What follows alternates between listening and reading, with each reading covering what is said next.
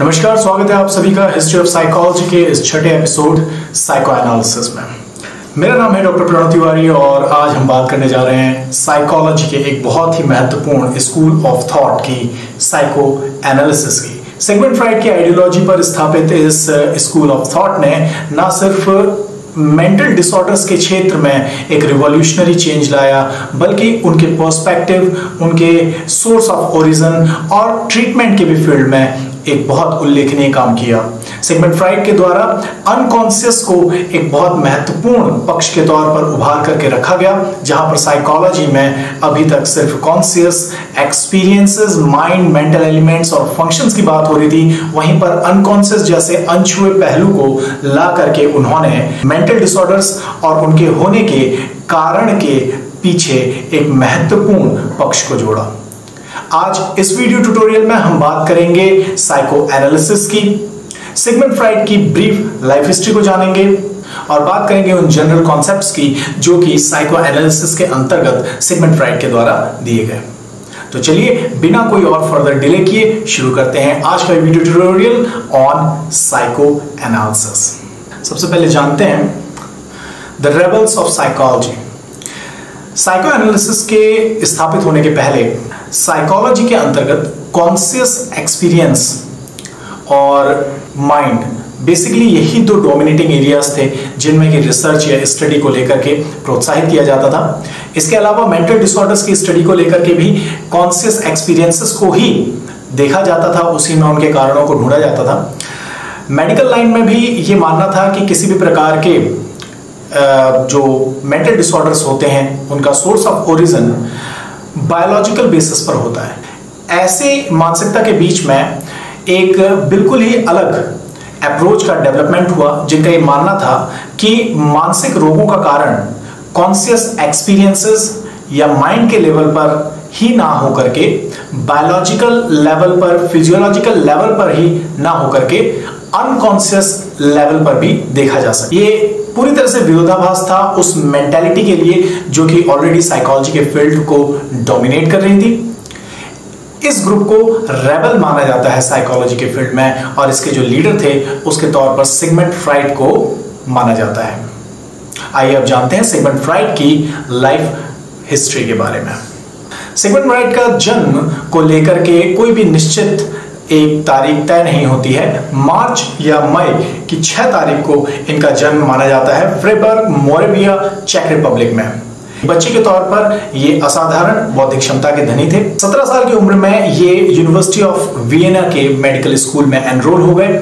वहां से इन्होंने 1881 में अपनी डिग्री को ऑब्टेन किया और उसके बाद ये वियना जनरल हॉस्पिटल में थियोडोर मैनेटर के अंडर में ब्रेन एनाटॉमी को स्टडी करने के लिए चले गए। 1884 में इनके एक्सपेरिमेंट्स कोकीन को लेकर के हुए और उसमें आए परिणामों को लेकर के ये बहुत उत्साहित थे।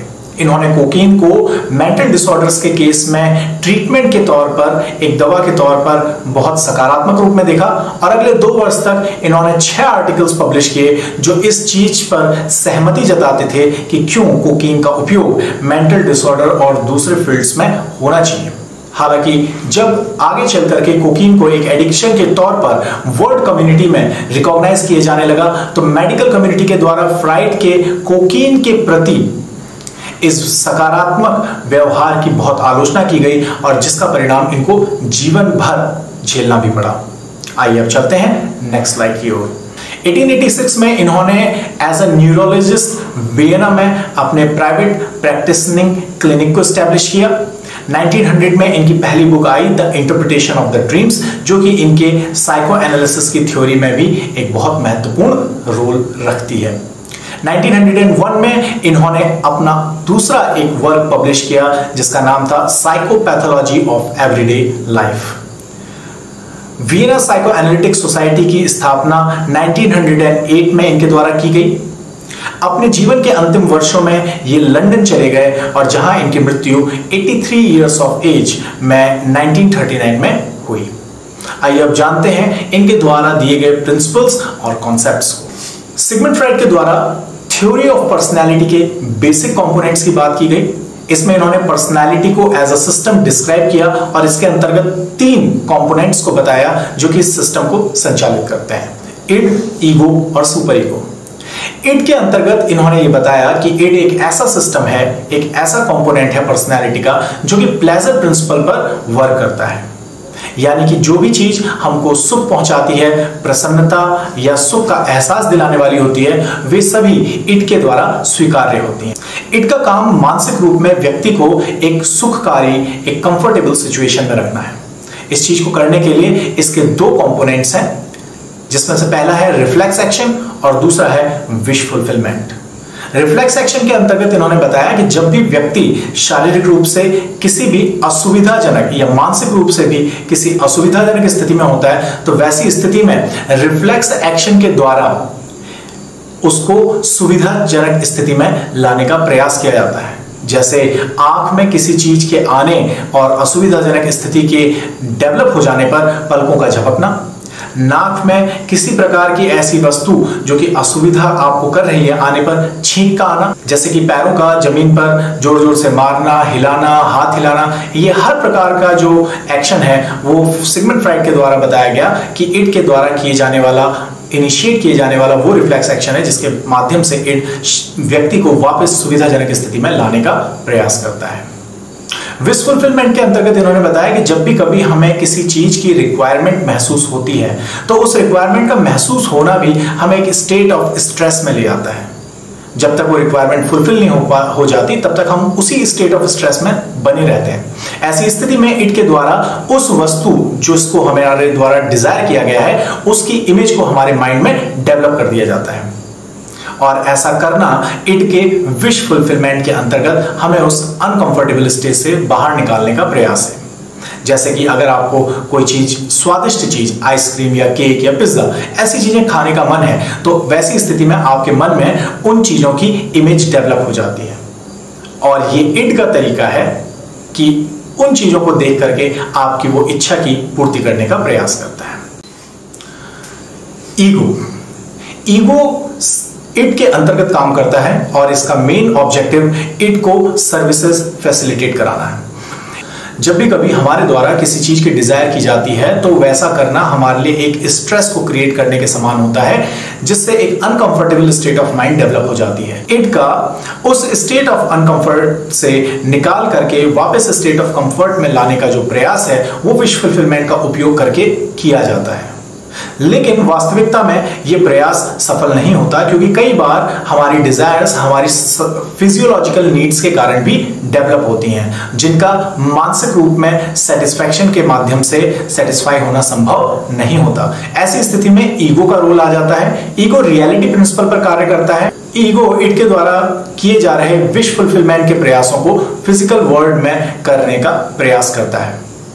ईगो के द्वारा यह देखा जाता है कि इड जिस डिजायर को फुलफिल करने का प्रयास विश फुलफिलमेंट के माध्यम से कर रहा है, क्या उसे वास्तविकता में किया जा सकता है। जैसे मान लीजिए अगर आपको पिज्जा खाने की तलब उठती है, तो ऐसी स्थिति में क्या वास्तविकता में वो चीज उस वक्त संभव है? क्या आसपास कहीं से पिज्जा खरीदा जा सकता है, खाया जा सकता है? अगर ऐसा हो सकता है तो ईगो उस चीज को कर देगा।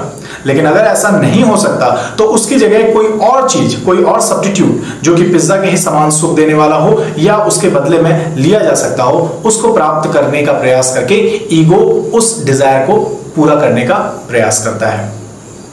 तो इस प्रकार से ईगो जो है, इड स्वयं और सुपर ईगो के बीच में हार्मोनी डेवलप करने की प्रयास करता है, ताकि हमारी पर्सनैलिटी में एक बैलेंस बना रहे, और यही बैलेंस हेल्दी पर्सनैलिटी के लिए बहुत इंपॉर्टेंट है, ऐसा सिगमंड फ्राइड ने कहा। अब जानते हैं कि ये सुपर ईगो क्या है।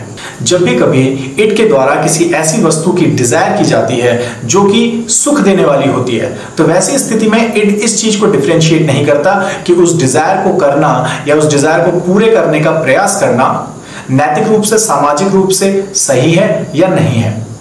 ईगो का कार्य होता है इड की डिजायर को फुलफिल करने का प्रयास करना। अगर वो चीज वास्तविकता में हो सकती है तो ईगो उसको करेगा। नैतिकता या सामाजिकता या व्यवहारिकता से ईगो का कोई संबंध नहीं होता।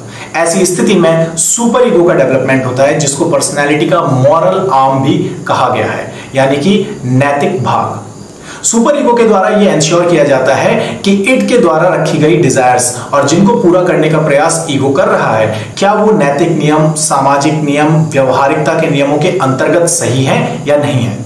यदि वो सही होते हैं तो ईगो को उन प्रयासों को करने दिया जाता है, लेकिन अगर वो सही नहीं होते हैं तो सुपर ईगो के द्वारा ईगो को फोर्स किया जाता है उन प्रयासों को ना करने देने के लिए। और ये चीज किस प्रकार से होती है, तो इसके लिए सुपर ईगो दो कंपोनेंट्स का उपयोग करता है, जिसको कहा गया है कॉन्साइन और ईगो आइडियल। कॉन्साइन के अंतर्गत उस तरह के अनुभव होते हैं जहां पर किसी भी ऐसे कार्य जिसको कि सामाजिक या नैतिकता के अंतर्गत गलत माना गया है, किए जाने पर व्यक्ति को किसी भी प्रकार का असुविधाजनक या अपमानजनक अनुभव झेलना पड़ा है, जैसे माता पिता से डांट या दूसरे लोगों के सामने शर्मिंदगी को महसूस करना। ऐसे अनुभवों को सुपर ईगो के द्वारा ईगो के सामने रख दिया जाता है और उस कार्य को करने से पहले ही एक उसका परिणाम दिखा दिया जाता है कि इस कार्य को करने पे ग्लानि का भाव यानी कि गिल्ट फीलिंग का डेवलप होना और उसको सहना हो सकता है।